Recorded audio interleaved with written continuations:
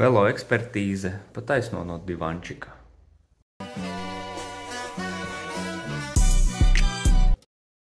Šodien divančika eksperts jums palīdzēs noskaidrot, ar ko tad atšķirās tie zobratu bloki, kuru nosaukums vienam ir brīvrumba, bet otru sauc par kaseti. Un lai tu neaizšautu garām un iegādātos pareizo, tad šis video tev varētu noderēt. Vizuāli varbūt tās šķiet vienādas, bet šajā priekšējā daļā abām divām ir redzamas atšķirības. Kasetei skrūvējas no šī te priekšējā daļa, jeb cepurīte, kura atdalās no šī te zobratu bloka. Un zobratu bloks, jeb šī kasete, ir viegli noņemama nost. Bet turpretī brīvrumba skrūvējas nost pilnībā visa. Tai nav atdalāmu detaļu, un tā ir smagāka par kaseti jau pat rokās paņemot. Tas ir jūtams. Kāpēc brīvrumba ir smagāka? Jo viņai jau ir pildīta ar tiem elementiem, kas viņai ļauj griezties uz priekšu un funkcionēt, tāpat kā to dara šī te kasete kopā ar visu rumbu. Lūk, kasete un brīvrumba no aizmuguras skata. Uzmetīsim aci rumbām. Šeit tāda ir attēlota kasetes rumba. Šis te ir driveris, uz kuras turās kasete. Un šeit ir šī te brīvrumbas rumba, uz kuras ir šīs vītnes, kas visam šim zobratu blokam ļauj uzskrūvēties virsū. Bet kāpēc vispār ir vajadzīgas divas dažādības, ja šie zobrati pilda vienādu funkciju? Brīvrumba skaitās tā, ko mēs saucam par veco skolu. Tā tika izmantota vēl pirms tam, pirms kasetes vispār parādījās. Bet kāpēc vēl joprojām viņas ražo un liek uz ričukiem? Manuprāt, viss tāds populārākais iemesls būs tas, ka tas ir mārketings. Jo varbūt tas ir lētāk un izdevīgāk tieši velo ražotājiem likt virsū brīvrumbas.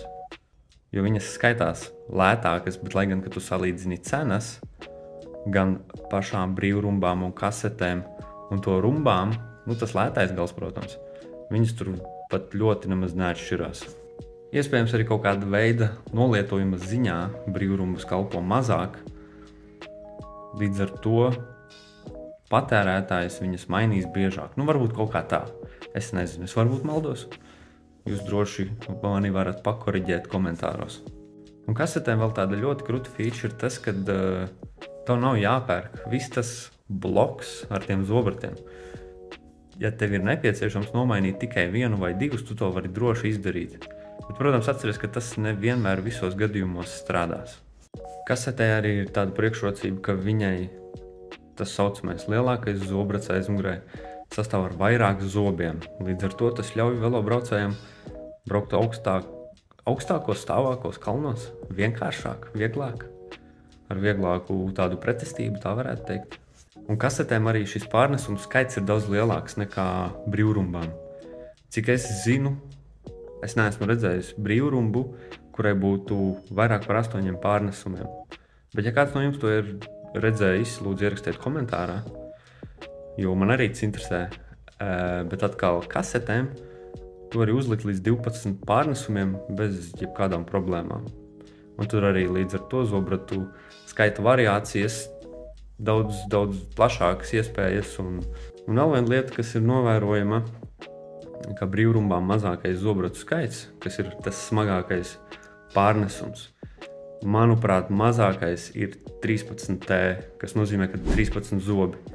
Bet uz kasetēm atkal ir, man liekas, 11 zobi. Bet šeit es arī varu maldīties, ja jūs kāds zināt mazāk, droši ierakstiet komentārā. Un starp citu, brīvrumbas ir daudz grūtāk atskrūvēt. Viņas bieži vien ir ieēdušās, jo tikai tāpēc, ka viņām ir vītne, un tajā momentā, kad tu minies uz priekšu, viņas pievelkās ar vien spēcīgāk un ciešāk. Un ja vairāk gadu garumā tu neesi vispār viņu aizticis un skrūvējis, tur reizēm viņu var ieēsties tā, ka tur ir ko paņemties. Bet līdz tam mini vesels. Čau!